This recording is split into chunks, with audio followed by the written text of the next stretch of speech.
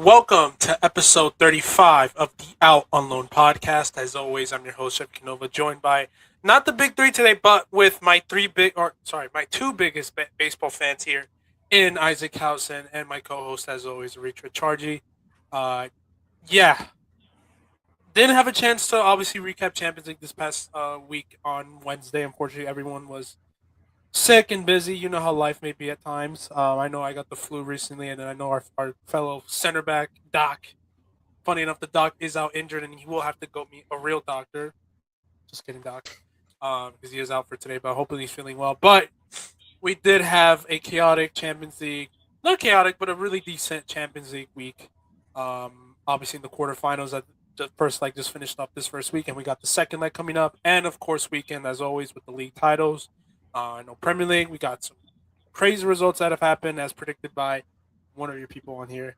And then obviously La Liga, and then a little bit of Serie A, which we won't touch about much, but I'm hoping we get to a point in later on this year where we get to talk about the league title, because there are some interesting matchups, especially with some of the teams on there. But as always, Isaac, I'm very disappointed because this was so perfect to have the background image to what happened this past weekend. As we know, the Arsenal lost 2-1 to the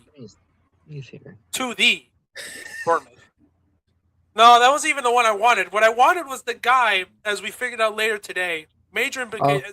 To give a recap for our listeners out there on Spotify and all that, Arsenal did lose 2-1 to Bournemouth, and then obviously that was on a Saturday morning. Early morning, I was close to watching that game because I was just awake that Saturday morning. I was up late, had some stuff to do. But it was a massive result only because we knew that Man City would later on go and play against Chelsea at Stamford Bridge.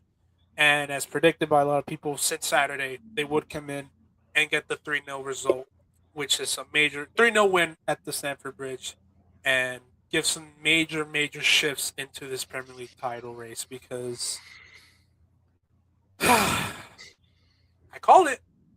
I said that game against Bournemouth is going to be massive. That's going to be their most important game, as we kind of predicted, based on the fact that we know the experience behind the City team. And yes, we know they're not the City team from the past. We know they don't have everyone in their primes. We know they got some new young players in there. Yes, we're in agreement that, they have been disappointing in the Champions League with the result against Madrid, and they probably shouldn't be in this spot right now as to where they be with the talent that they have, the way they play, and the coach they have. But they still have a few players in there that have the experience, in Bernardo Silva, in Erling Haaland, and, of course, the greatest manager of all time in Pep Guardiola, the greatest, arguably, Premier League manager of all time if he gets this done. Arguably, I wouldn't agree with that, but you can make the case. Why not? But Arsenal. So many United fans are just upset with you saying that. I feel like we just lost the entire unit. Doc isn't on here for one episode. The views are going to go down. The views are going to go down because we got 2 viewers out here, but they're going to go down in any minute. Like, get the hell out. But, hey, look, man. But it's really going to come down to Arsenal, right? Because we knew coming into this season they have to overcome a lot of things in terms of the way they play. But I think mainly is just the mentality issue, the mentality shift. Because there's a lot of big major things that they need to fix upon for the rest of the year, because their future as a club really depends on this. I think you just can't fumble this league. You just cannot.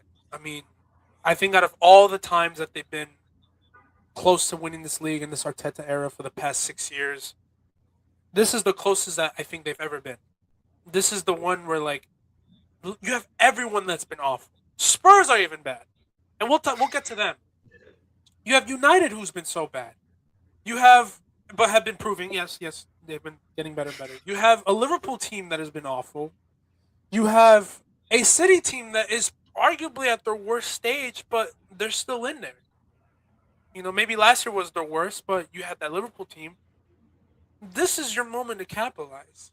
And it's not only to get rid of the sins from seasons prior as this quote-unquote bottle job team, but if you win this league title, you get the respect and finally this cloud of judgment away from the club, where now you're respected among all teams in the Premier League and in Europe, where you're like, oh, they won the Prem. Oh, they have the best defense. Oh, they're clinical. Oh, they're decisive. But right now, they just look off. They've looked awful for the past this whole of 2026, they've looked off. And yes, they've been getting the results, but not playing well. And I think a lot of us were like, the cracks are going to start to crumble. The papers that are, covering the cracks are going to come off.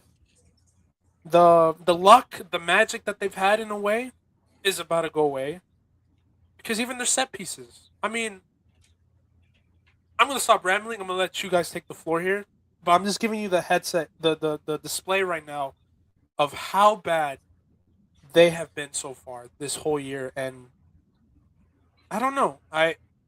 Will they fumble? Do you like? I'm gonna go on a stamp and say yes. Do you two think so? I mean, yeah. Are you taking this from the angle of like there's a chance that they fumble, or like they're guaranteed to fumble? Because like I think the chances obviously has been going up at higher and higher. I think that matchup at the Etihad is going to be very interesting. I mean, now more than ever, that is going to be the main hinge. I think in where we think Arsenal's going. I'd also say right now, especially in the context of the Bournemouth game, I think there's just been a bit of them getting found out right now. I think teams are figuring out how to play Arsenal, especially in the league when it's especially more points based and it's not so much getting a result. Again, I throw a lot of context with Bayern because I think that's obviously the match that people have pointed a lot to sort of the highs that this Arsenal team is really capable of. I mean, this is a team top competing for Champions League, and that's a team that you dominated throughout the course of 90 minutes. That was a game where they really got us on the counterattack. And I think you're seeing a lot of teams realizing that if you don't really press them as much, there seems to be almost like they don't really know what to do with the ball. I was looking at the stats from this most recent game. I mean, do you know who was third in touches for Arsenal that game? It was David Raya. He had 35 passes. He led all players in that game, but he led Arsenal by 5 with the most passes into the final third with 11. Like, they're having to rely on so much on your goalkeeper to pass. Like, teams are realizing if you just force Arsenal to play out through the back, especially play through Raya, like, you can really stifle that attack. I mean, you're looking at the performances you're getting week in, week out from the attack. It seems like it doesn't matter who's in there for Arsenal right now. It's just not performing when they get into the final third. And that's worrying, especially into the end of the season when it's all about how clinical you are. It doesn't really matter what you've done in the past season, especially now you're getting into these kind of one-off games where it almost seems like it's tournament style every single time. I don't care what you've been doing for me the entire season. It's what you're doing for me right now. And that's really no one. I know Gyorkir has scored for Arsenal the game against Bournemouth, but like, what are we looking at? Like, I don't know. Richard, like, what do you think? Like, they're lost.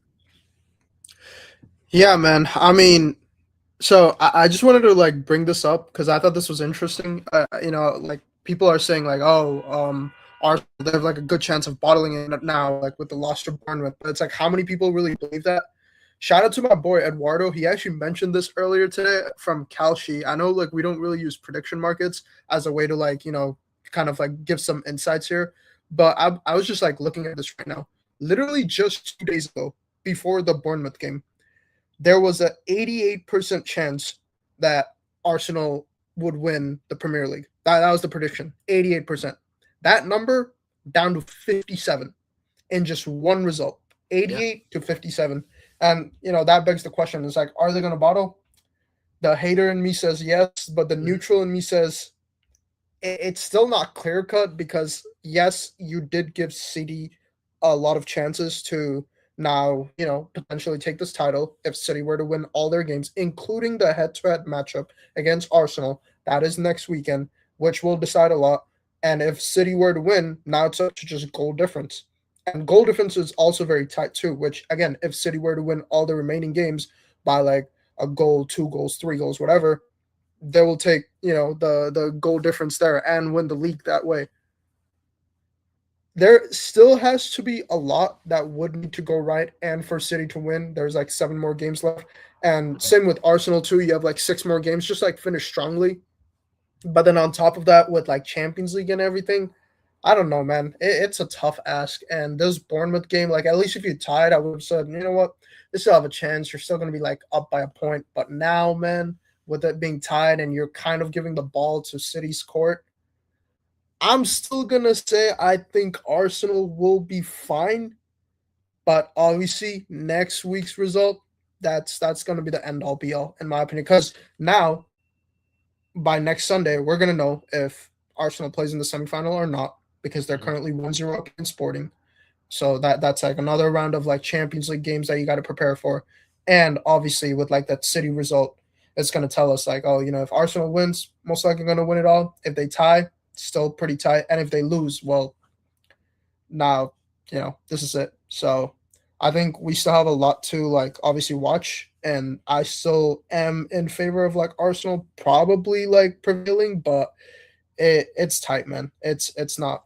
They've made it hard on themselves for no reason. Yeah, I completely agree. I think they made it so hard for themselves, which is, one of the things that has really frustrated me about this team for the last few years is you really got your. They remind me a lot of Madrid, right, in the league, and I'll go into them later on this episode as well. It's just these are results that you have to take care of business with. Like you're 9 points up. There's you have the Etihad game coming up, where like even if you get that result and they win, you're still potentially still 6 points up, and City would still have to try to chase you. Just kind of you don't even need to win like the big games at times in these leagues, in quote unquote big games. I mean, against these top six teams, you just got to take care of business against these small teams, beat the living hell out of them, and then you're in a comfortable zone where like you can rest the players against that City team, or put in a decent squad where like you can rest a few and then go into Champions League against these other teams. But they can't do that because they don't have the squad, they don't have the depth, and again, as proven today in some of these smaller teams, they don't have the mentality.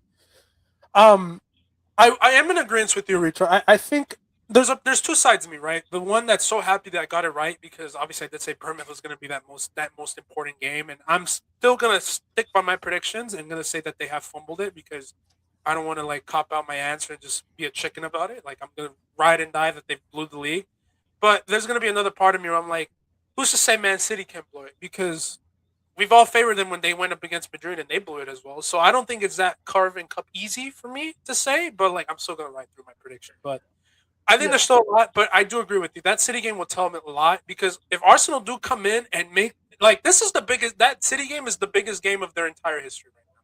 Because if they fumble this, no one is gonna respect you ever again, probably. And I don't know how they're gonna look next season because you have World Cup coming in. All those players and the style that they play are gonna be gassed and tired. We don't know what City's going to look like next year. We know Liverpool are probably going to get better. Man United are going to go looking better. You have Chelsea, maybe they figure this stuff out, and you have all those other teams with Aston Villa and stuff like this. I just don't know how they respond, who they're going to get, and then the respect aspect of it as well. So I'm just scared as to how they're going to go into that City game because the other thing why I favor that City game too is for why I think City will win it is because of the form that Man City's been on. I think they figured it out. Maybe it's too late, but they have figured it out at the right time to go out and win the league with the last 6 to 7 games that you have, and one of them being that Arsenal game at the Etihad after you just put the smackdown beating of them in the Carabao Cup final. And like Isaac said, teams have figured them out, and you're right because we saw when you don't press against that team and you allow them to play with the ball, with the center backs that they have, with the midfielders that they have, that are completely gassed in Declan Rice, who's been off this whole entire year, which makes sense because he's a runner, he's a presser and everything, and he looks tired and exhausted. Zubamendi hasn't been on it. Odegaard hasn't been on it. Max Darwin is not going to save your season. Saka hasn't been on it. Martinelli is just useless. Havertz can't do it right now. Gyökeres needs service. Who is there to save them at this point? So when you look at that form and the way this Man City is playing on, I have City winning. But one final thing I will say, or go ahead, Isaac. Go ahead.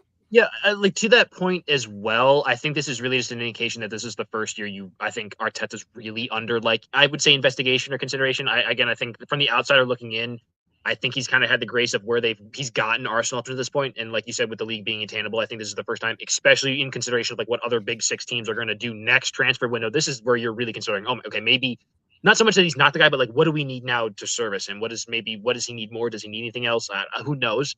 But also to the point with the City game, like, yeah, we're talking about like who they could play upcoming in the Champions League and how that could affect them. They still have a game, I believe, on Wednesday, right? They're Wednesday in the tie this week, not Tuesday.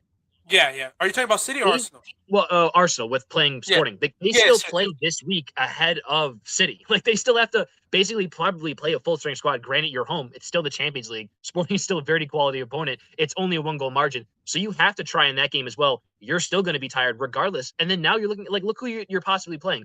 You're either having a Barca come back, and that's going to be so tiring over the course of 2 legs, a tie against Barca. And then what if it goes through like it is right now? You're playing Atletico. Do you know how much of a mental and physical drain that 2 legs are going to be too as well? And like, you have to go to the one that happens. Yeah. I mean, you do have the benefit of Newcastle, Fulham, West Ham, Burnley, Crystal Palace. Like, you have 2 relegation teams in there, at least off the top of my head. Like, you do have the benefit of after City, the schedule gets a little lighter. but man, like they're going to be physically exhausted, especially if they keep going in that Champions League. And they already, and what's scary about it is they are already completely physically tired. They look exhausted, and Yeah. it's the way they play. They press you, they run at you, they go at you. And I heard someone say it best, right? I think Seedorf said it in the interview, and then someone else retracted it in the Arsenal account. It was like how they put the foot in their gas at the start of the season, and it looks like now they've peaked at the wrong time. They've peaked at the wrong time. To your point with Arteta, I think like with talking about like how they're reached their form. I think he's also because he's been around there and he's won titles. It's a marathon, not a sprint. To use the cliche, he knows how to manage his team, squad depth, when to play guys, especially considering like going into multiple different like trophies and tournaments. And I think maybe we're seeing that lack of experience. Maybe Arsenal they tried it like a sprint, get out to a huge gap, and then we're looking where they're at now, and that little bit of a veteran sort of City mentality, we're seeing where that's taken. That could lead them up to the end of the season. Right, exactly, and that's why it's just shocking for me because he's been around Pep for 2 years, where it's like, how do you not know how to pace yourself around this time? Maybe it's with the players he has, maybe it is something like that. But I will end it off with this, right?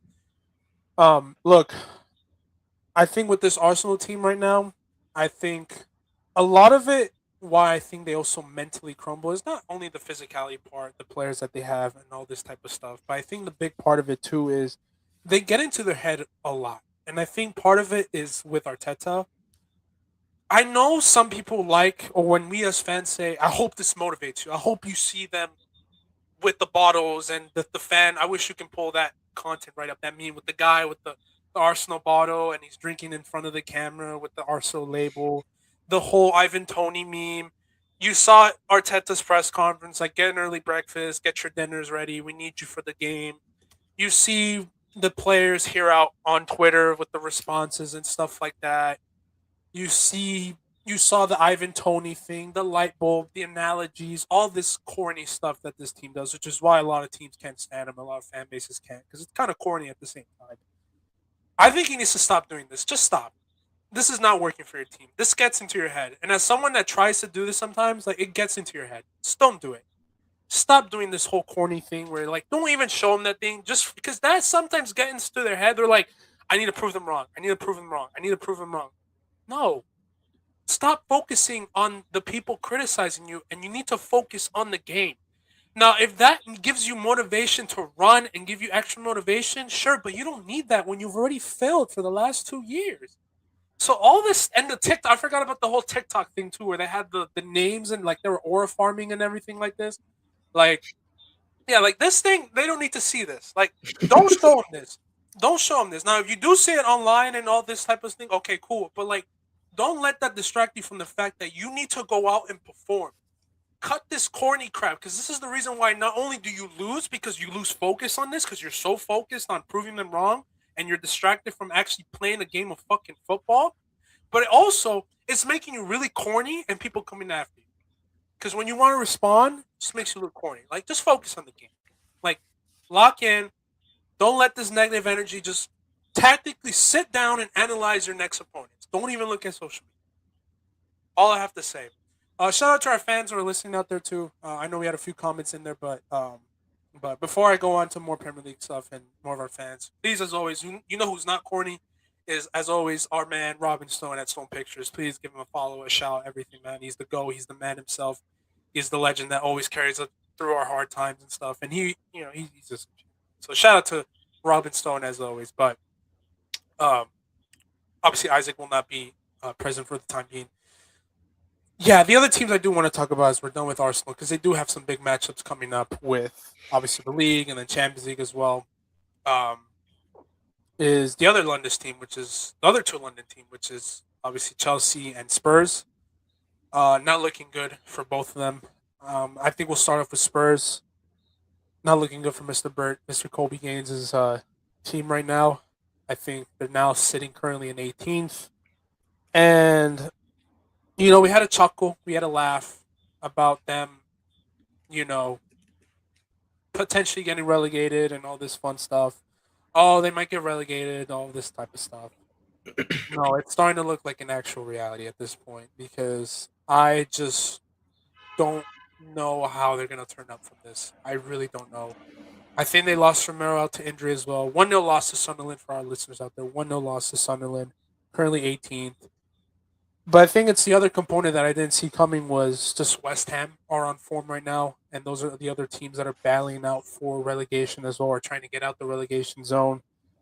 And I just don't see any hope for this Spurs team. I don't want to say it, but I think they will be relegated.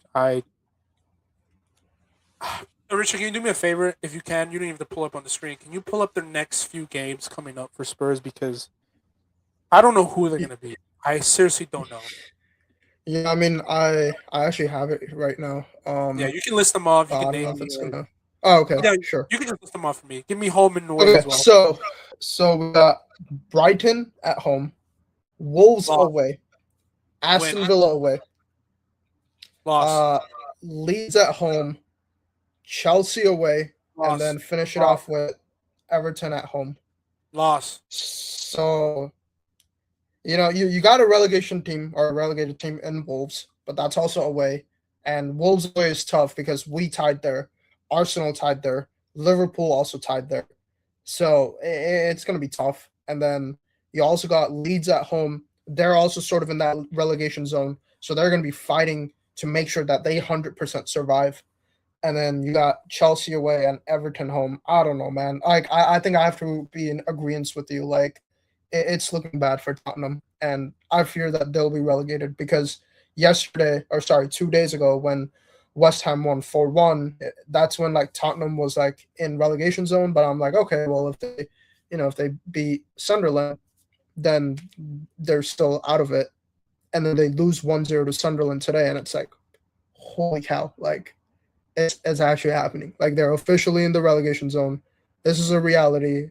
I know we were like joking this whole time when they were like 12th to 15th to 17th for a minute, and it's like, yo, what if it actually happens? But now it's happening. And in 6 weeks, it could be a reality.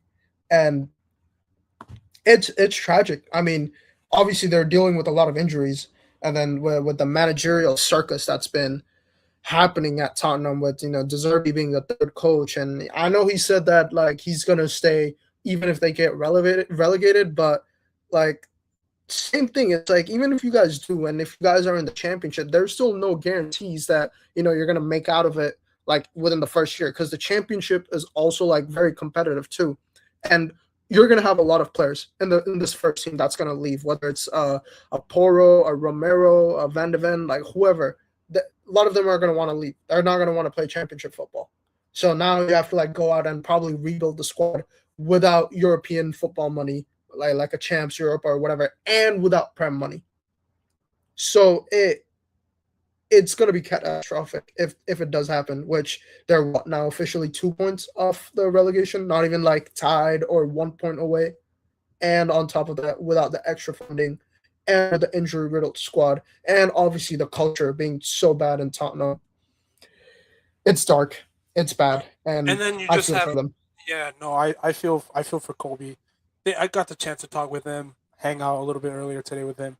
I don't even think we even talked about it. I think there was a brief moment where we just said, yeah, just it is what it is, man. I don't know. This is why I said it was good that they got the Zerbi, obviously, but I looked at it almost like, who cares, in a way. Like, I'm not moved by it, because what is it gonna do? They might play better football, but that signing didn't even feel like a signing to just get out the relegation zone. It just almost felt like, oh, we're arrogantly gonna get out this zone, and then we're gonna come back into the Prem, and he's gonna help us rebuild. And it's like, well, you do realize you guys are in relegation zone, and I don't know if he's the type of manager that will get you. Like, he's a good manager. Like, he's not like it's like you get Pep. Like, you're gonna get Pep. It's like getting Pep, but it's like, bro, you guys are like almost about to get relegated. Like, I know he's a better manager, but it's like, is he really gonna help you through this transition period right now? Like, it was almost like a future signing with like just kind of arrogantly ignoring the fact that you guys are actually in contention to get relegated.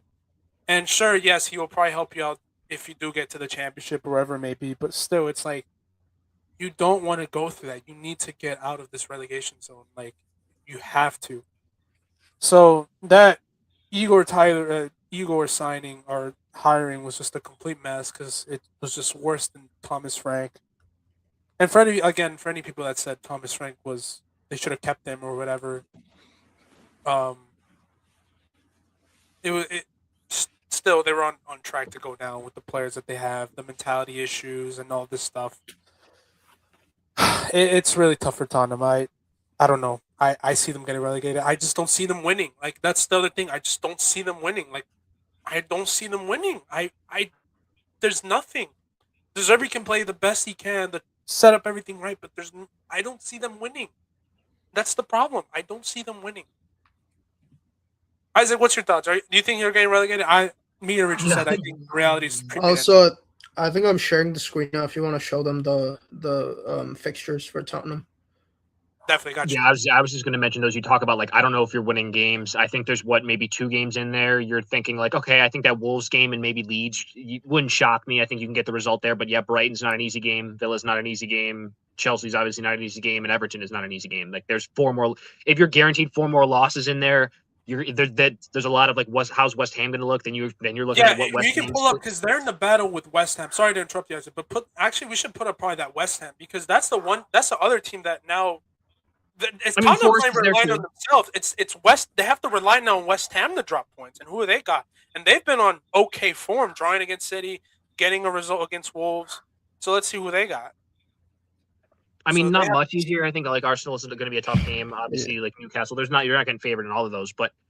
Yeah, they're just bad. I feel bad. Like, I mean, I obviously feel for Kobe. I don't have as much sympathy for this Tottenham team. I think a lot of the situation they're in is like their own fault. I don't think it's one of those where like there's been some catastrophic, like, oh my God, you couldn't have predicted this or like a global pandemic or something that interrupted. Like, you know what I mean? Like you don't have that excuse. I think there's just a mix of poor transfers, poor managerial decisions, a lack of sort of culture setting, I think. And that maybe starts at the top, at least in terms of managers. I think really since, I don't know, if you want to go to what, Mourinho for like the last manager that was really installing an identity. I think you were getting that with Post. I like totally was blanking on the Aussie's name for a second. With Ainge, yeah, exactly. Like, there was a bit of that, but again, the results weren't backing that up. The results weren't backing Frank and his project, so I don't blame them. I mean, maybe in retrospect, especially if you get relegated, I think you probably are like, yeah, we probably shouldn't have gotten rid of Frank just because if he was going to get us relegated, we got relegated anyway with 2 more managerial decisions. So like, what was the point? And at least he would have gotten a whole year to sort of flesh out his system, and that would have maybe been good. But yeah, you're relying on what? Youth academy, like your young players next year if you get relegated, loan signings, and the squad you have. We don't even know all the players there that might have wages drop if they go to a championship. They're going to have lower release clauses that are going to already just want to leave because they don't want to play in the championship. Like, I don't know, man. When Conor Gallagher was your big signing in the transfer window, and it looks like he's getting run out of town. Like, I saw a video where they're just talking about how he can't do anything in midfield, and that's supposed to be your best midfielder who can't do anything good in midfield. Like, they're not playing. I caught like maybe 40 minutes of the game, the Sunderland game. I honestly, it's basically from when they were down onward. It was bad. It was boring. One time for like 5 or 10 minutes, the little weird segue here. We had to get some Drano. So I was Dranoing and declogging one of our showers. And I just set my phone down with the volume up on like a shelf or something like that. And I swear for like 5 or 10 minutes, I really didn't hear any mention of like Tottenham's on the ball and nothing about them going forward. Just boring football and chances getting cleared, not really being able to progress the ball. And I'm like, that's just bad. I'm not saying Sunderland is a bad team by any metric, but it's a team you should at least be competing with and doing. You're down 1-0. You know you're in a relegation zone, and you seemingly can't do anything to even scratch out a result. That's bad. That's really bad. It's bad. It's awful, and it makes you really question what they're going to look like. Because I just don't even think it's just quality. It's just the environment. Yeah, I think they're getting relegated. I'm sorry. I'm sorry to Kobe. I think they are. There's no hope for this team. I just don't see anything. It's like Arsenal. It's like, yes, West Ham could still lose it, Leeds, whatever it may be, and maybe Spurs do get a crazy result here and there, but I just don't see the talent there. It's possible, but I haven't seen the talent do it. Like, it's. Mm-hmm. I'm being serious. There's gonna need a miracle from both of these two London. Like, it's going to take a miracle. Funny enough, we kind of just kind of shifting gears now, right? What's worse, right? If you're a fan. I don't know. Fumbling. I don't know. What's worse if you're a Chelsea fan? Seeing this Arsenal team blow out a league title like this, or just seeing Tottenham get relegated? I'm just curious. What do you think would be worse? I'll ask that for all the Chelsea fans. Like, because For a they're Chelsea relevant fan, too. Yeah, if you're a Chelsea fan, because I know they all three of them hate each other. So it's like seeing like little brother and big brother just fighting it out. I And then the mean, little brother is just like the winners, you know. I know technically they're all rivals, but I think like Chelsea's main rival is Fulham, and like regardless, like they're probably the accolades wise and everything, they're like the better club anyway. So I don't think they really care that much. They're just probably like entertained by it, the fact that Arsenal can bottle again, and oh my god, like Tottenham's gonna get like relegated. Kind of like like a Liverpool fan or like a Man United fan or like whatever, like any other like league fans are just like, dude, like what the hell? This is crazy. Like you got one team that's probably gonna not like a 95% chance of like actually winning the league for the first time in 22 years, and the other team that after like one of their best moments in their club, winning the Europa League and everything, you fire that coach, you get this new other coach, and you start off kind of poorly to the point where you just like fall off the cliff, and now it's like you're gonna play championship football next season. Like what the hell? It's just entertaining. Yeah, Yeah, I'm using just your saying, like, which is the better movie, pretty much. That's at that point. What's a better book to read? if you're using the little brother, like big brother analogy for Arsenal and Tottenham, I feel like little brother is Tottenham in that situation. You're like, and if you're Chelsea, it's kind of like watching like the Squidward scene where he's like choking on the fork. I feel like you're kind of just watching your younger brother do that right in front of you. And I think for the big brother analogy for Arsenal, it's like kind of watching your older brother just like continuously fall up the same stairs. You know what I mean? They're constantly going up. Maybe there's butter, maybe there's Legos, Hot Wheels, something on there, and you're just watching him continually walk up the flight of stairs and then just eat it on the way back, like a Home Alone type scene. That's kind of, I think you're in the situation right now and hoping you can maybe get European football. Yeah. Yeah, No, definitely. honestly, for me, I was just gonna say real quick, like I think like Arsenal choking it, that's got to be like worse, bro, because it's it's just like, dude, like yes, for Tottenham, it's like sad, but like they had a European trophy, and hypothetically speaking, they could probably like win the championship and be back in the Prem, and then like literally the following year, like competing like Champions League again. But like with Arsenal, dude, this is like your fourth year in a row. You could potentially finish second. You had like hopes and dreams of winning the quadruple. You lose two trophies in back-to-back weekends, and now you might also like get kicked out of champs, and you're also gonna somehow find a way to like throw this Prem away. Like when in a season, every single team, whether it's a Liverpool, a City, a United, a Chelsea, whatever, like they had something that went wrong, something that was inconsistent, and you still find a way to potentially throw it away. Like, dude, like you just reminded me, dude. I know we pick on Arsenal fans, but they deserve it, man. Some of the fan base that I've seen over the last few weeks, man, they're just frustrating here. It's crazy. All I'm saying is just watch out for any Arsenal fan. I'll be calling Jude up. If Arsenal blow against Sporting, right? They blow this against Sporting. They lose at home and then get beaten up by Man City the following weekend. We need to call them. Like, we actually need to call some of these fans because we got to check up on them because that would be. I don't know where Arsenal. How do you come back from that? I don't. If they weren't able to sustain themselves with a 9-6 point lead, what do you think is going to happen when all the noise that they've heard the whole week falls down like this, man? And just they lose out to 3 titles in all of April, and then potentially a 4th one with Man City. I don't know how we'd be able to sustain this, man. I really don't know. But going back to Chelsea for a bit, because I do want to say, man, right? I was getting a little bit bugged out by some of their fan bases coming out here and saying, "Oh, I'd be so happy for us to lose to Spurs." The downfall of that Chelsea team this season has been will not go under the notice. They will not be not noticed. They will be noticed by me because I've been on this team for a while. I did predict you to beat PSG earlier this year. But how shameful have they been this whole entire 2026? Let me read you a stat for Mr. 7th place in the Ballon d'Or.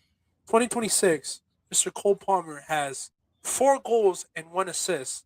And those 4 goals, 3 of them came from a hat-trick against, I believe, was Wolves, who are 20th in the Prem. So realistically, I don't count that hat-trick. Well, I will, but like, cool, 4 goals. 1 goal and assist. Like, really? Rosinho has been bad. Their defense is mid. Enzo Fernandez is looking to get out that team as soon as possible. Pedro Neto is one of the worst wingers in the world. That's subject 40, Dan. Thank you. Oh, and subject 49 too. God, awful from Chelsea. And look, You might be happy that Arsenal are not going to win, but you guys are not in the safe spot as well. You guys have spent billions upon billions upon billions. You have Ballon d'Or contenders, quote unquote, from these fans in there. And you're praying that you let Man City beat the living hell out of you at your home ground? Really? Really? The downfall of your team is just an absolute joke. And it's not like, and it's not like, you know, it's like you're done. Like there's nothing. You have things to compete for. Chelsea fans, You're still in an FA Cup. You're still you in do play Leeds.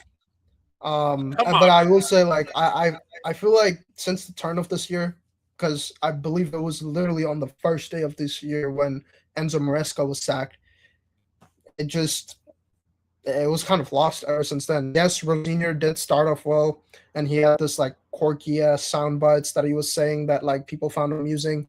But once that like manager bounce kind of wore off, dude, they've been awful. And they're lucky Maresca like got them playing some good football to where they were on like the 5th or 6th position, whatever. Because dog, if y'all were like a mid-table team, you might have also been in this relegation battle with Tottenham. I'm not even joking. I am not even Seriously, joking. I'm So being- like yeah, y'all are I completely blessed. agree. Y'all can probably play some European football next season. Probably not champs, but like a Europa or a conference. But I yeah, I mean, say, like you mentioned, man, $1 billion, dude, and this is the end product. It's shameful. there's a chance they don't play European football too. Looking at that, they have you guys United coming up. They still have Brighton. They still have Liverpool. I mean, Tottenham in that second to last game, they're going to be fighting very hard. They're going to be in a relegation battle to the end. I know we were just joking about how bad they are, but that's a team that's going to be playing for their life with 2 weeks left to go.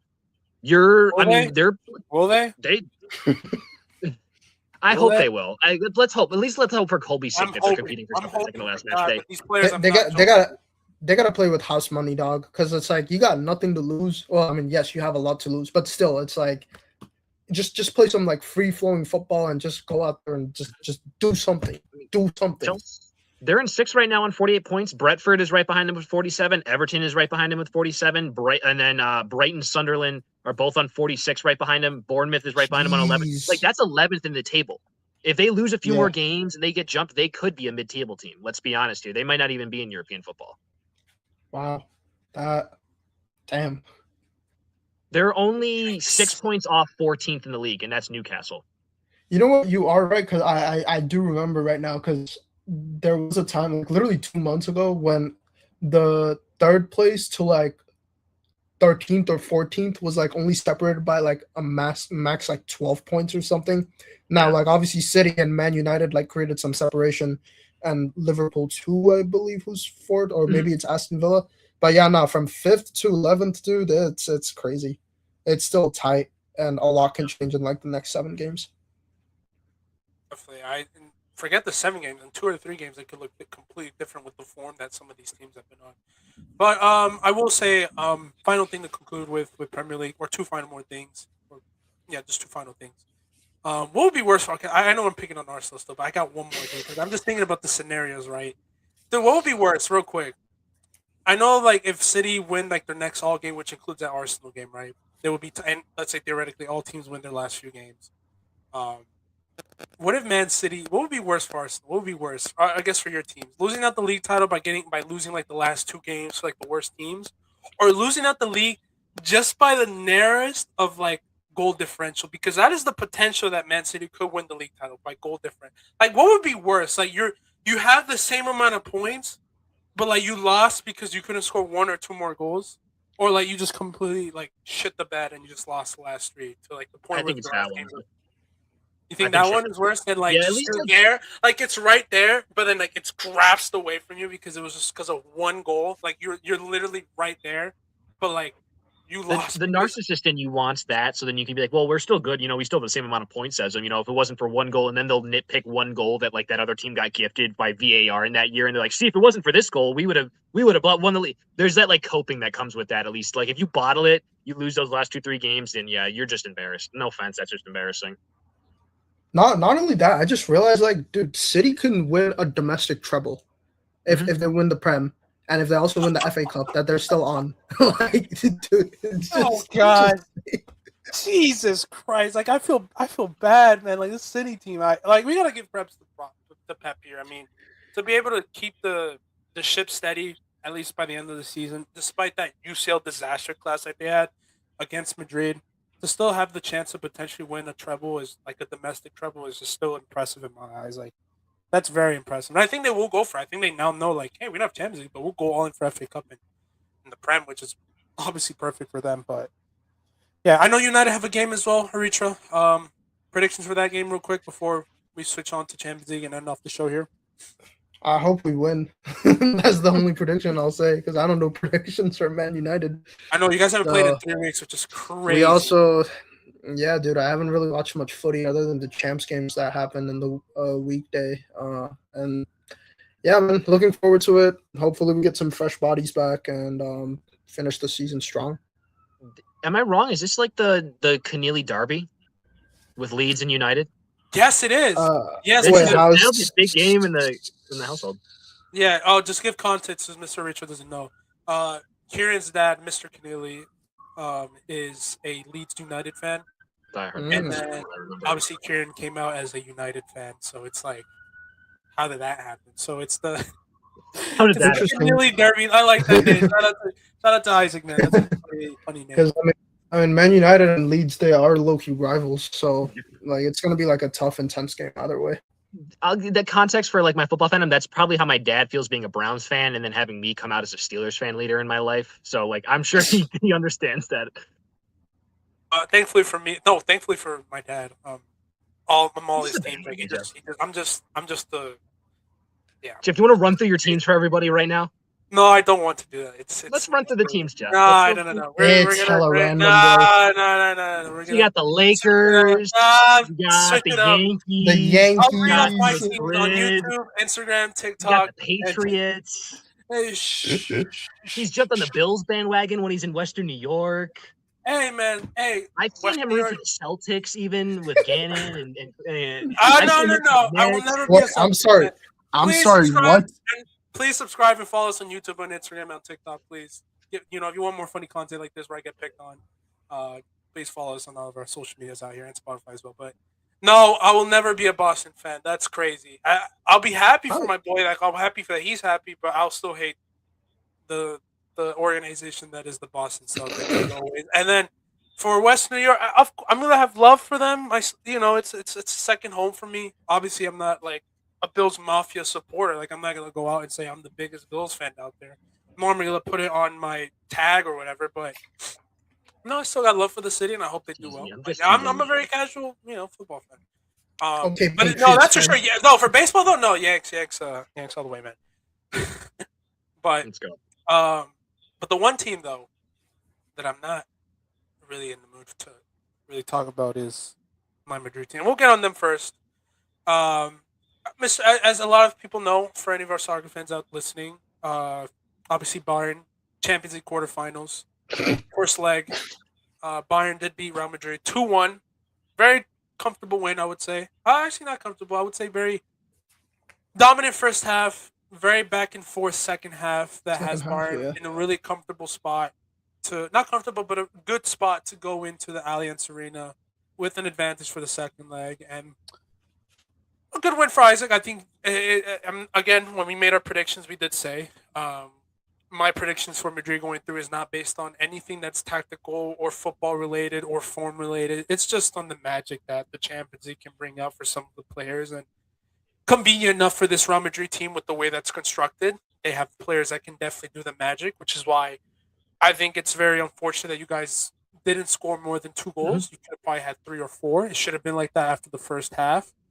I think you had chances that you really didn't capitalize, and the goals that we gave away was very unfortunate. But, we did have our moments and spells where we did have chances to tie the game or even be up by a goal with how back and forth that second half was. But I think on the day Bayern, if they were more clinical, they definitely beat us. Yeah, I mean, I think we'll go on to our reactions and then a little bit of a predictions for a second leg. We're not going to get full second leg predictions. I think we're all going to keep our main predictions, but I guess what we think is going to happen in the second leg because a lot of things happen. Look, I would say for Bayern, I think they go through. I want to believe in the Madrid magic, but I really just don't see it right now. And honestly, to be quite honest with you, this might be a hot take for any Madrid fan. I don't want us to go through. To be quite honest with you, like I don't want to sound arrogant when I say this. I just think this Madrid team needs a reality check. I really do. It's very disappointing when you read stats, and I'll try to bring it up real quick. When you're reading stats about our league run, our league form, the way we approach the leagues, and our domestic trophies and all this type of stuff. I mean, we know how bad Madrid are in Copa del Reyes, which, as we saw in the last, we've only won like what, one or two in the last, what is it, since 2013, 2 to 3 Copa del Reyes? I think two, if I'm not mistaken, which is one by a Gareth Bale winner, and then another one run by Vinny and Benzema. But yeah, I mean, I'll read the stats right here. In the last 17 seasons, right, Real Madrid have only won, watch this stat, 14 of the 51 domestic trophies possible. And I think that's dating back to 2009. This season, they look to set trophy lists for the second consecutive season, sitting 7 points, obviously, behind Barca, or now 9 points, I should say, because Barca did get the result. And yeah, we're gonna go back-to-back seasons trophy list because even if we do get through you miraculously, I just don't see PSG. I just see again PSG just beating us tactically, and I really want this team to get smoked. The arrogance that some of these players have, the lack of cohesion, the lack of tactical approach, and I'm just getting really tired of just having to go into these seasons thinking about how we're gonna approach games, and we just keep on saying to ourselves the remontadas, the magic at the Bernabeu, and all this crap. That I'm just sick of it. Like I'm really am. Like it's embarrassing at this point. And when it comes crumbling this coming Wednesday at the Allianz when we get smoked, because that's what's gonna happen. You know why? Because we don't have the leaders that we used to have. We don't have the players that can go into these games, and even when things go wrong tactically or emotionally for some of these players, we don't have those players anymore. We have players that bitch and whine and complain and cry and don't know what they're doing. The decision making is awful. And some of the leaders that we do have are just not there. Like a Chouameni, like Rudiger just hasn't been on there. Courtois is not even in there. Some of these players are just not in it. And I really hope you do give us the spanking of the life because I hope this wakes up the team and our fans too to really realize this doesn't work anymore. This whole remontada thing, this whole Madrid magic shouldn't be the way we approach games. Now, I'm not saying we can't have that. That can happen in certain games where you've been consistent throughout this whole year and you get results and all these type of things. Or like maybe there's one game where it goes wrong or there's injuries happening where like you want to believe in that and that gives you motivation. But kind of like what I said about Arsenal, that shit gets into their head and they don't focus on the game. And what's going to happen is when a team like that Bayern going to come in to the Allianz at their home ground and give us the spanking of our lifetimes, I'm going to laugh and I'll be like, I hope this wakes them up. I really do, because we do not deserve this. We do not deserve to scam our way through this type of things and get goals and all this type of things. So I'm really hoping Bayern goes well. I hope we win, obviously, but like at the same time, I just hope we don't, because what is the point? We win the Champions League, we get to the semifinal. What's next? Rebuild, keep the same team, not get the right managers. I'm hoping there's a managerial, a culture shift at this team. I really am, because this cannot happen anymore. We just lost out the league this past weekend with a 1-1 draw to Girona at home. And what was the issues? We can't break down a low team. Players are not giving their efforts. And then you have players coming out and saying, yeah, we ignore some tactical things because we focus more on the Champions League. Our club focuses more on the Champions League. They go to more games at the Champions League instead of the league. And that's what happens. You just win 17 of the 51 domestic trophies in the last 17 years. You can't even get 30? 17? Meaning you could have won probably two more. Like you could have won two more league titles and everything like that. Shameful. And they better wake up, because or else that other team in Spain is probably going to take over. We have, what is it, 36? And I think they're on 25 or 26 too. So there needs to be a wake-up call. But get away from Madrid. Congrats to Bayern. Elise, absolutely world-class. I think man of the match performance. Shame on UEFA for not having him in the team of the week too for that first leg. But no, I think Bayern are in there, and I think out of all the teams on their side, I think you're the best match to go up against a PSG, who are another great team that are looking to be historic as well and winning a back-to-back Champions League trophies. I just wanted to quickly ask real quick. I know we're trying to move away from Madrid, but I'm just thinking, like, for this at the conclusion of the season, there needs to be a lot of changes that needs to be made, where it's the players, the coaches, whatever. And one of the changes I do think that needs to be made is the manager of Alvaro Arbeloa. I think he needs to go. But what do you think? Like, do you think he should stay? Like, and if not Arbeloa, then who? Oh, perfect. You led me into like this one thing I forgot to mention too, right? Any of you Madrid fans that are blaming this failure on Arbeloa, shame on all of you. Shame on all of you. Any of you criticizing him because he doesn't criticize these players in the board, are y'all not narrow-minded? Are y'all dumb? I don't want to insult people, but like, use your head for a moment. Stop being overreactionary. Do you know when the last time a manager did that? Literally, Xabi Alonso went out, benched some of our players, criticized our superstars. What happened? He got the sacking. He lost the dressing room. Why do you want Arbeloa to do that? Why? And funny enough, I think he's been doing a great job. He's far from. I think he's far from our problems. If we're gonna like, I think the main issue is our board and the way we are culturally built. There's kind of like Tottenham. There's a culture that we cannot have anymore that needs to change. That's why I wanted Xabi Alonso. We're like, we needed failure just to get some right ideas in there. Now, he wasn't perfect, but we need someone to come in and give us a tactical approach and a balance of player love as well, because obviously you don't want to get rid of the dressing room, but you also, because we have superstars and that's the culture that we have and built upon, but we also need to change that in a way in which we have the perfect balance of tactical approach and player power. Because right now it's all player power. It's all, can we run, can we press, can we figure out how to move this and that? Because he still hasn't figured out how to get the best out of Vinny and Mbappe, and maybe he never will. And maybe that's the downfall of this team. So I think he's the least of our problems. We saw what he did against City, how he tactically set us up, how he tactically set us up against Atlético, and even funny enough, the way he set us up against Bayern, it was good enough, but again, not enough to like a Vincent Company where he has us pressing and stuff like this. Like, that's why I wanted Xabi Alonso to do this, but we don't have that because we can't allow our manager to do that. We don't allow that. So any people criticizing him, please stop. He's not the least of our problems. We can criticize his managerial decisions in games, his lineups. That's fine. But to say like he's the main problem or like how we can't approach games and he's the problem, why? No, he's not the problem because he's doing what he needs to do to best with what he has available with the players and the culture around him. So would I keep him? No. Who would I get though? I don't know. I don't want the Shams. At that point, just keep me out of below at this rate if we're not going to change anything. Because if we're going to get the Shams, we're going to get Poch, we're going to get any of the other scrub managers that are not to Madrid standards. No, I would take a club. And even the elite managers we want are not coming. So just keep out of below at that point. There's no point. Who are you going to get? I don't know. I don't know. That's my take on it. So, but yeah, I don't know if you got one more thing to say about Bayern before we move on to the other teams real quick. Yeah, I mean, like I guess maybe the only point I push back in with your Arbeloa talk is I do think he was just outcoached by Company in that game. I think because of the reason I think Company coached like a 5-0 or a 4-1 performance or a 5-1 performance in that game. I just think, we weren't clinical. That was, I think, by many standards, a bad Bayern game, especially from a finishing standpoint. Like you said, there's a lot of chances in the first half alone that I thought we should have been up 3-0, 4-0 going into that halftime.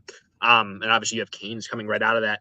I'm happy with it. I think the common phrase I heard from a lot of the players post-game was like, you don't look past the win at the Bernabeu. I think it wasn't something we had done since 2012 or 2014. Like, regardless of how we go through this tie, like, I think mentality-wise to know that the Company can get this team to go into the Bernabeu regardless of what type of form they're on and get a result. I mean, I'd say up until that surge in the second half, like the Bayern fans seemed even louder. They really got into that game. It seemed like we even took over the Bernabeu for a little bit, considerably, like considering like, wow, we went in the Bernabeu and 30,000, whatever the fans. Then obviously, you have your whole surge that Mbappe goal kind of pushes us through. I'm not confidently going to say we're going to get through. I still believe a little bit in that Madrid magic, and I think there were times where we were beat on things. I really think for this next game, it's going to be that first half or the first 30 minutes. How does Madrid look coming out? If Bayern is fully capable of getting 1 or 2 early once to start, and I think when you're in a 2-goal deficit or what would be a 3-goal deficit, I think odds are we're really going through in that leg. But again, if it's a tight back and forth match until the very end, I'm not going to say that they can't pull a goal or 2 out of it in the final 10 or 15 minutes of play. I literally saw them do it, last year or 2 years ago or something like that. So I can't bank that they're not going to do it.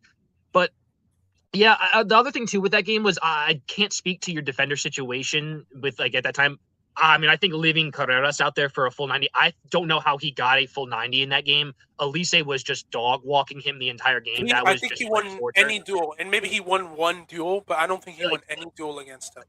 yeah, I that literally was looked at my possible. dad and I was just like, it just felt like we were going up against Messi or Lamine Yamal. Like I looked at him just like, Yeah. I even commented saying like, yo, just at this point, just like sell him back to us. We'll get him right, and then if y'all want him back again for a higher price, we'll no, be I more don't than even happy think it to. was.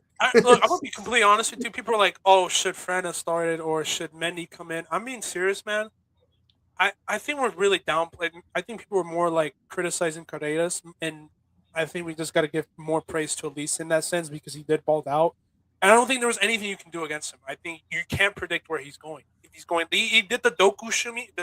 See, there's the thing. He's like Doku in the sense of which when he does that little shimmy move because he was just spamming that move. And I think Carreras just didn't know what side he was going to go on because, as we know with Elise, we know he's going to make the right pass. We know that he has Kane and all those wingers behind him.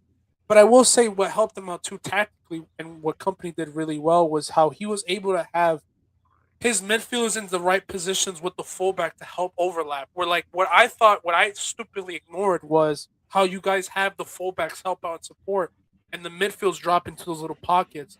Where in Arda, there was a lot of times where I was like, Arda, go help him out. But I was like, oh, shoot, he can't because he has Pavlovic or Kimmich or one of the center backs or what was your right back name? The Croatian man, Stanisic. Limer? Oh, Stanisic. Yeah, yeah. Stanisic, yeah, because Limer was on the other side too, which really helped out Luis Yep. Diaz. But it was mainly on that right hand side where like Guler couldn't even get like help him out because it just was like he was like I gotta watch him because he was running into those zones. So I think that also helped him out. But I think one on one, like even without support, it was just like what is he gonna do? Because he was just beating him in pace, he was beating him in strength, the shimmies, going left, going right, making the pass. So it was just more of a compliment to Elise. I don't even think Mendy will be enough. I'm being serious. Like it's just I think it's more coming down to Elise's one-on-one ability and Company's just tactical awareness in which he was like, okay, we're not gonna have them double team him. We're gonna find ways in Yeah. which we can allow Stanisic to go through. Another compliment too is what I thought would be better at was those counterattacks. Was okay if you're gonna have all these fullbacks pushing up, when we win the ball back, how are we gonna help out Vinny and Mbappe in those transition attacks with Carreras and all that? But you have a great player and arguably the best center back in the world with Upamecano, who has been carrying that high line. Where like I think I read a stat where like they don't even give up that many counterattacks because Upamecano's pace and reading of the game is just amazing. So he was just locking down Vinny a lot of those times in the first half. What changed really was I think Bayern's approach. Yeah. I think they slowed down a bit, and then we And brought on Bellingham too. who helped out with like Bellingham's, yeah, I was gonna say. so. I think tactically you guys got it spot on, and I think it's more to like how Carreras. It's less on Madrid and I think more on Bayern than anything. Which Yeah, I again, just said that would be. I was going to say that's the other point. I mean, there's the other distance, like stat on distance covered. I think we covered like 9 more kilometers than you guys. I think in the top 5 distances for individual players, we were the top 5 in that game. Pavlovic, Kimmich, Elise, Diaz, and Stanisic. Like, there's also just like that effort. That effort shines through. I think at the end of the day, I think it's another reason why if you're trying for that full 90, there's a good or better chance you're going to be able to get a result. And mixed with that, like another game where Neuer cements himself, I think is arguably the best all time. He's not had a good season to this point, but like I thought man of the match for a reason. I mean, even the goal you guys did score, he almost saved that. I think what was it? yeah, I was about. I thought he saved it. I'm being serious. I was like, oh my god, no way. I always leave these games like now I know how it feels when teams go up against Courtois. I'm like, Jesus Christ, man. I'm like, just that leave man's us like alone. 40. Like and there, I think was it Schmeichel that said that save on Mbappe. I think it was the second half or maybe it was the first half with just his like hand. He's like, that's the best save I think I've seen all season. And like for Schmeichel to say that, like, I'll take that. That means something. And I want to pass this back to you, Jeff, because I know we were talking about it beforehand. I've spread this player's agenda enough, and I know you said your eyes were finally open. I would like you to talk about the beauty that is Pavlovic because that man was Oh everywhere. man, I don't think we he win was. that game if it's not for him, like full stop. I'd say outside of maybe a shaky first 5 or 10 Yeah, minutes, man. and did to help close out that game, like he's just amazing. I think in the second half, when we started getting a little bit more aggressive, the one thing that I really loved about him was the fact that when we started pressing him more and more and more, he just was able to like just get the ball out and just break through our press and go through. Yeah. And I think that's the one thing that got I'm like, Jesus, man, we can't even press them because they're gonna rip us apart. They have the players to do that. And that's what I mean. They have the right talent, the right confidence, the right manager, the right setup where like you have players being able to break down teams a lot of different ways where like even if they're getting pressed or even if they're in a high line or whatever it may be, low block, you have the talent and the players and the right manager to break down teams like this. Where even if we do go at you pressing wise, you're gonna offensively kill us because you have players that can just break through a press and are just they're untouchable. And I think that was the big thing that really helped out when we started getting aggressive and we try to do that Madrid thing where like we finally wake up and we try to go at you, we try to press you in different ways and shape or forms. But I think that's the one thing: his control, his passing, his defensive help. I think for me, it was just his ability to escape the pressure and just move the team forward when we did press. I think that's one of the best displays I've seen. Like Bedri does it really well. De Jong does it really well. I think Pavlovic is up in there. Rodri does it well as well. And I think Bernardo Silva was another one. I'm like, God, we can't touch him. Like we can't touch him. So yeah, no, he definitely showed himself out in that Champions League matchup, and bright talent for you guys, man. Bright talent, and I'm just happy you guys got a real good player like that, man. I will say this finally to conclude. I think Guler, Mbappe, Vinny, Camavinga, more specifically you as well. You need to have a big matchup. I know I said I'm not favoring you guys to win, but you four better not be the reason we lose. It better be from some other reason.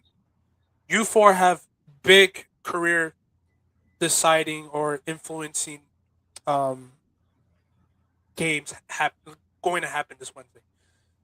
For Mbappe's sake, we know the rumors. Not the rumors. We know the memes. We know the also like the stigma around your name, which is you've never The won a champion. dictator. The dictator. You need to have a big game. Vinny, you need to have a big game. That last game was not good enough from your part. We need you to have a big game. Guler, this is one of the games where I need you to go in again and just show your composure, because one of the big criticisms that a lot of Madrid fans and that we've been begging for is a player composed in these big games. The pressure, escaping it, the long balls, the switches, the progressive play. I need you to do that one more time at the Allianz. Greats have made their names going to these tough environments and doing this, but the one player too is Mr. Camavinga. I believe in you, man, but like this last season is looking like you're out the door, man. And if you don't turn up, you're done. Like this is the game I'm looking at. It's not the last few. It's not this whole entire season. It's this one big game. You need to turn out for this one big game because you're not a starter. You're not a guaranteed starter anymore. But you need to come in and be an influential part for us to help go out and go through. But if you stink the bed, give up goals, or not tracking your runner, you're out this team automatically. So, big matchup for him because, or else he's going to United. And I think United would want him, but you need to turn up and get those games. One more thing as well, if I may add to, just a small thing I want to sneak in that I was also happy with this game. I think also keying into like who needs to be important in your matchup against us in round two. I think I read a stat. I believe it was the first game in like 7 matches that Valverde didn't even have like attempt a shot. And I think we know how big he was, especially in that City tie as well. That like for Bayern to be able to do that and shut him down, at least from an offensive perspective, is huge. That like I'm not saying that like he had a bad game per se. I think it's just again, I think maybe the way we play, but he's another one where I think he's going to have some magic. He's going to need to just produce, I think, a little bit more going forward for you guys. Oh yeah, definitely To get that result. But it's going to be tough because I think with the players that you have around them, the approach, and I just don't know how this team will tactically set up. The players that they have, I'm just going to leave Valverde to just crash the box more like he did in the last game against Girona. I don't think he had the chance to do that against Bayern. But I think part of it was because he was helping out Trent, which I don't mind. But I think I think with the help of Jude going into that right center mid spot to help him do that type of things, and you put Valverde just a little bit more forward, that could help out. But I think really it's just I just don't see us winning. But I just still need players to turn up and at least give it their all. At least like a few players in there that need to just perform. But yeah, we're just gonna give our final predictions for the last 2 games, last 3 other games. We know Barca and Atlético, they have their matchup. I know I predicted Barca to win and Atletico got through. Still a big matchup for Barca. I still see Barca going through. I think they can still pull off the comeback at the Wanda. If any team can go to that stadium and pull through, I think it's them. They have the attacking power. And I think Atletico are nervous, funny enough, for that game. You did see that they rested their whole team yesterday for the last league matchup, so I do expect a tough, just Barca are going to go through, but it's not going to be easy, man, because I just see the biggest of haram balls that we're ever going to see from this Atletico Madrid team.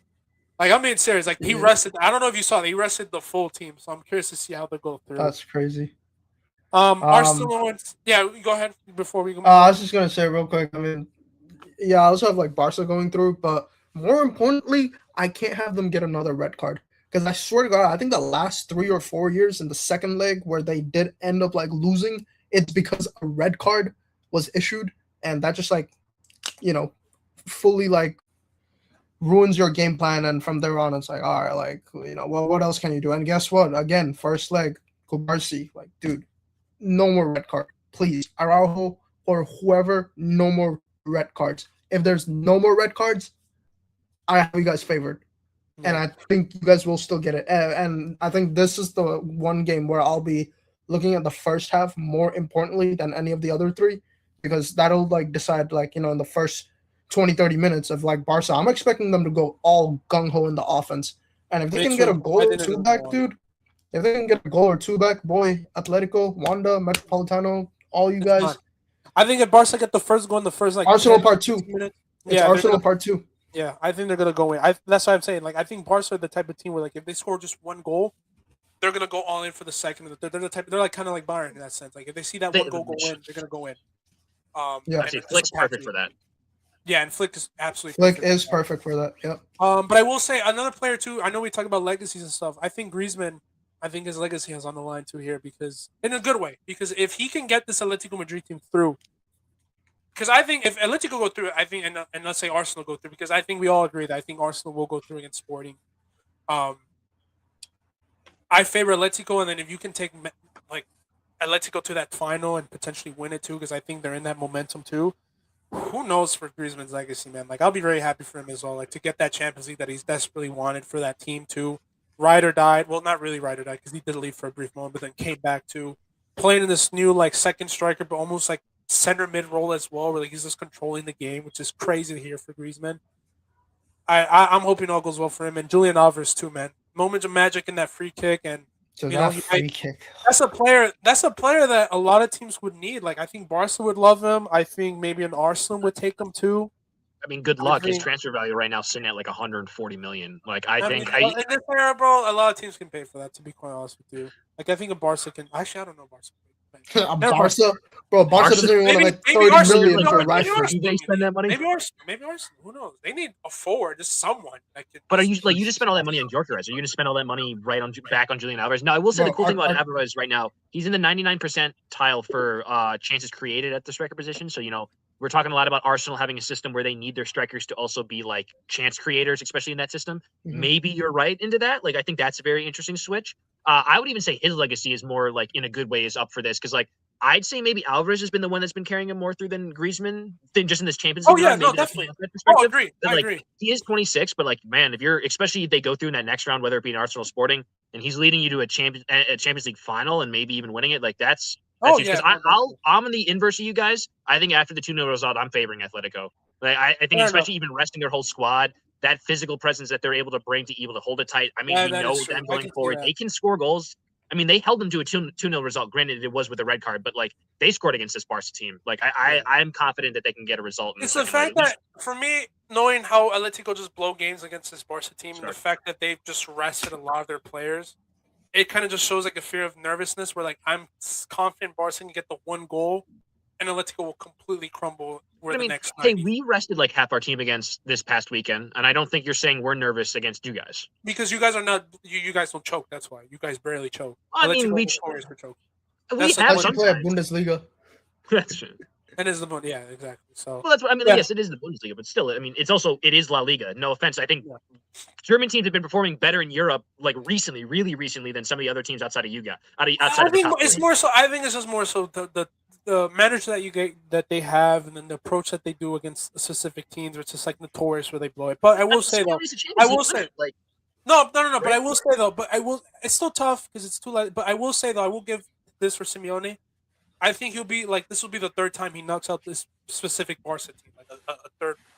Because in his time as manager for Atletico, he has knocked out Barca in the Champions League. I know he's lost to them in the league and in the Copa del Rey and all that, but in the Champions League, he's been notorious for knocking them out in the quarterfinals. So he has that favoritism into him. So like it's possible, but I just see like with Lamine and all this attack with Flick as well, I could see them just going through, but we'll see. Sporting and Arsenal, I think we just said Arsenal are going to go through. I think they get a result. Again, Champions League, Premier League is just different, but if they do blow this, watch out for that City game, because I don't know how I don't know how mentally they'll get back for that. Like you got knocked out of the Champions League and now you got to go to the Etihad. Not gonna look good, But man.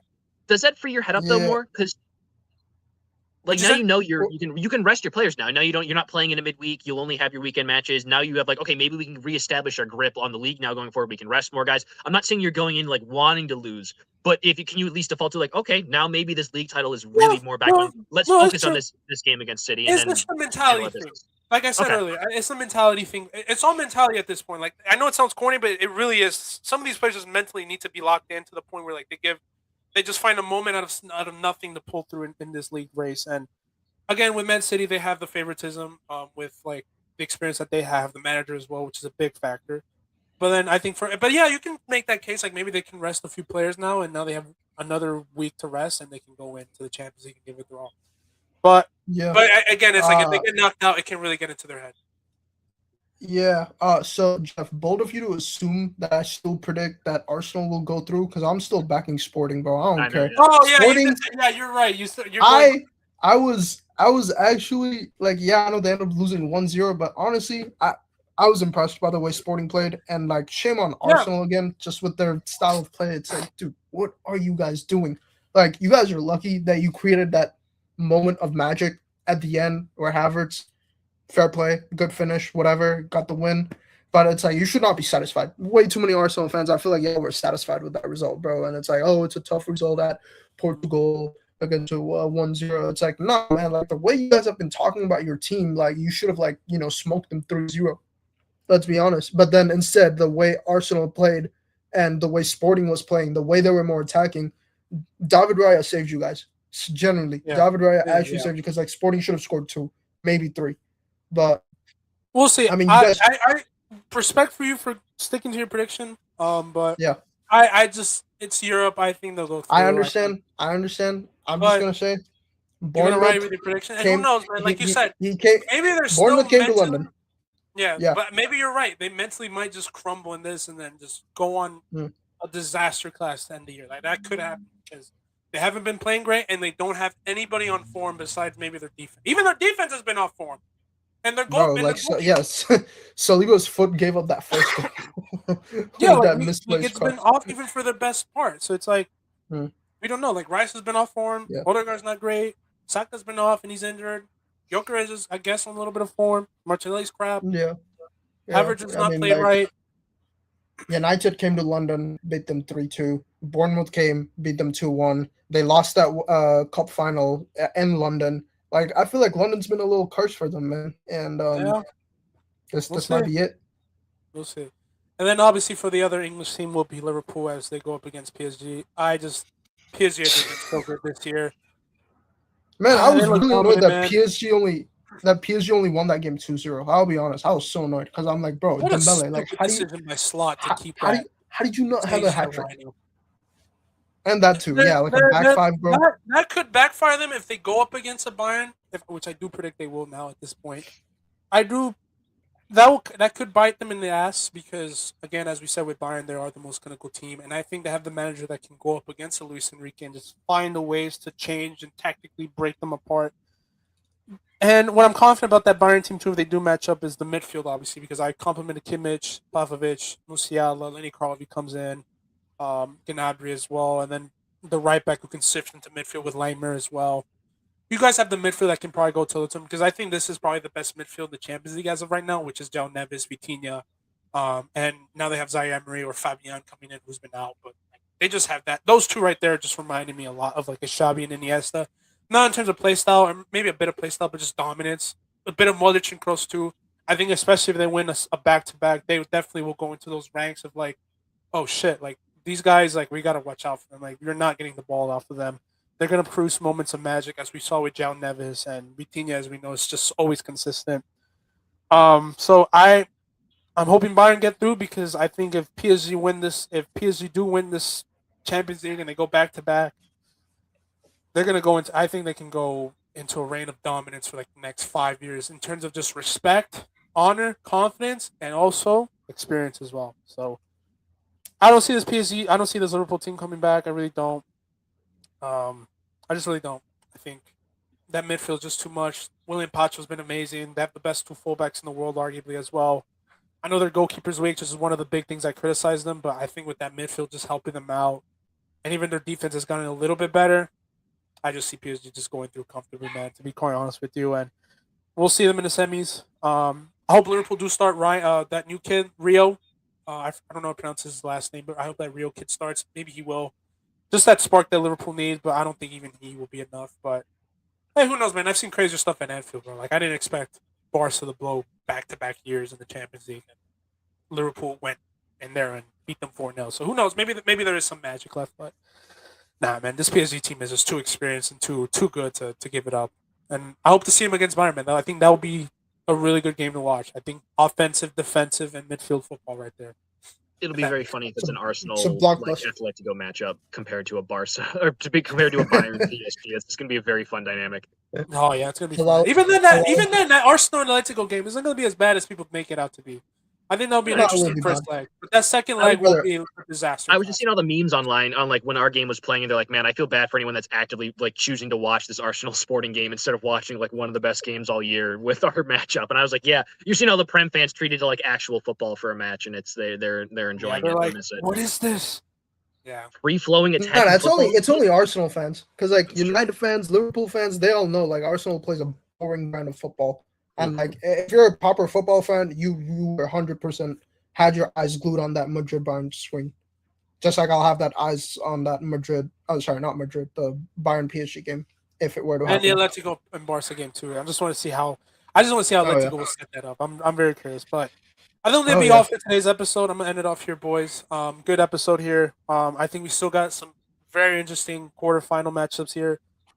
I think some of us are predicting a comeback. One of them being the Sporting, and two of us are predicting comebacks. I believe. With Barca for me, and I think Aricha said Arsenal, and yeah, you think PSG Bayern are gonna get through. I also have Barca coming back too for the yeah. Atletico So game. you do have yeah. So those are the two teams that we're looking at. There's some comebacks in there, so I'm excited to see how they'll turn out. And the league is the Premier League is looking interesting. La Liga's done. I think Barca have wrapped it up now with the recent win as well yesterday against Espanyol. I know Inter won as well today too, so they look to be 9 points clear up with Lautaro coming back and Marcus Thuram. I think Como's been amazing as well, so I'm happy to see Fabregas' team succeeding. Curious to see where he'll go. And yeah, World Cup is approaching too, but we got Champions League coming up and semifinals and then finals. So yeah, man, excited, man. But you were listening to the Outlook Podcast, episode 35, with my good host Saritra, and as always, my fellow brother and my Yankee brother in Isaac Housen. And I hope you guys have a good rest of your day.